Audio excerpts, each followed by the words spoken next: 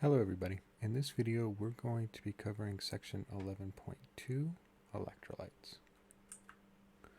The first thing we're going to do is define and give some examples of electrolytes. We're going to learn how to distinguish between the physical and chemical changes that accompany dissolution of ionic and covalent electrolytes. And we're going to learn how to relate electrolyte strength to the solute-solvent attractive forces. So first let's talk about what is an electrolyte. An electrolyte produces ions when we dissolve it in water. Non-electrolytes do not produce ions when they dissolve in water. So it is not necessary to produce ions and still be soluble in the water to be able to dissolve in the water. Good examples of this would be sugar and most gases. No ions are produced, but they'll still go into water and form solutions. Strong electrolytes are going to ionize completely in solution. All right, examples of that would be like salts, like sodium chloride or potassium bromide, whereas weak electrolytes ionize partially in solution. So key takeaway here is that there's two processes happening here, whether or not it dissolves and whether or not it dissociates. So all of these are going to dissolve in water, but only electrolytes are going to dissociate into ions. So conductivity. When we have solid ionic compounds, they're not going to conduct electricity. But when these ions are dissolved in water, they become mobile and are able to conduct electricity. So water itself is not very conductive, but when we add electrolytes in there, we see that it does start to become conductive. So a classic example would be to actually bring the solution into a circuit. And if we added a non-electrolyte like ethanol, we're not going to see any current run, and we're not going to see this light up. Whereas if we added a strong electrolyte like potassium chloride, even a small amount that we added in there is going to allow current to travel through the circuit, and we're going to see this light up quite brightly. Whereas if we had a weak electrolyte like acetic acid, we added in there, we do see current run through it, but not as much as we would see if we had the strong electrolyte. We can do this quantitatively as well, where if we have a strong electrolyte, what we're going to see is a linear relationship between the concentration and the conductivity. And if we have a weak electrolyte, we're going to see that it's not going to change very much over large concentration regions. That's why you see I used the log of the concentration here. This is a very broad concentration range just to see any kind of change. And we can see that it is quite nonlinear. So let's talk a little bit about these interactive forces. We're going to introduce a new one here. So we have an electrostatic attraction between an ion and a molecule with a dipole. This is called an ion-dipole attraction.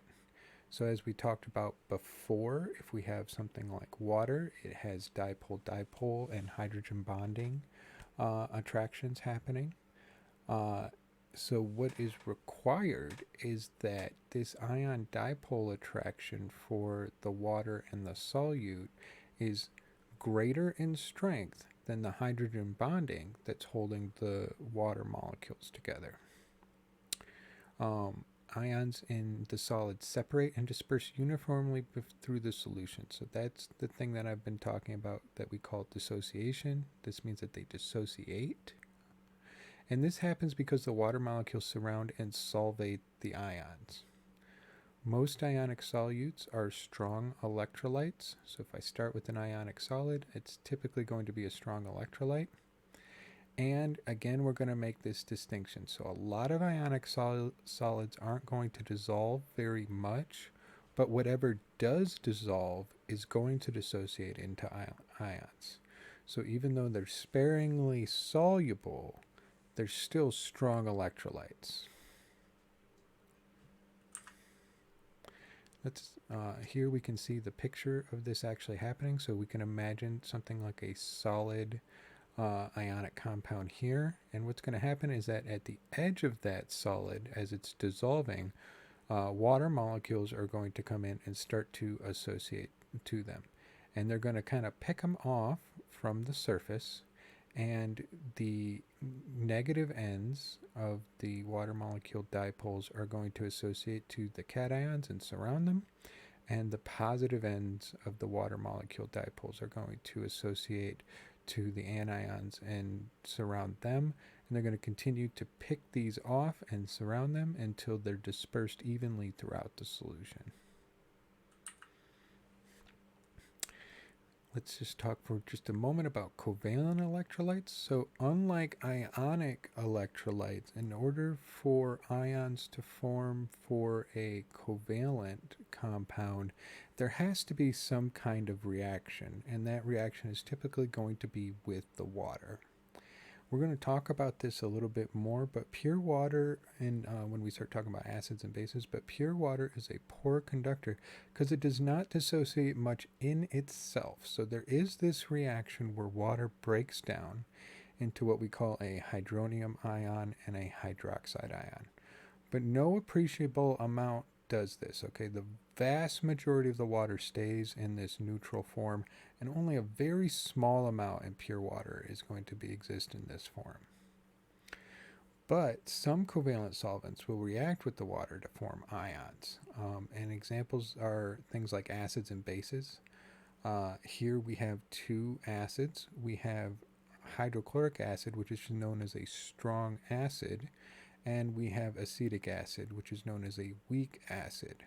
And this is very much tied to the idea of becoming an electrolyte. What's going to happen with HCl is that all of the HCl is not going to exist in this form anymore, but instead react with the water, and it's going to form these hydronium ions and chloride ions. So we're not going to have much of any of this left, or we're not going to have much HCl at all left, and we will still have some H2O because that's our solvent. Instead, we're going to see it ionize almost completely in solution. Whereas if we added acetic acid, some of it is going to stay as this neutral acetic acid. It will be dissolved in the solution, but it's not ionizing to form these ions over here. This is what we call a weak acid, and it's because it is a weak electrolyte. It's not dissociating all the way in solution.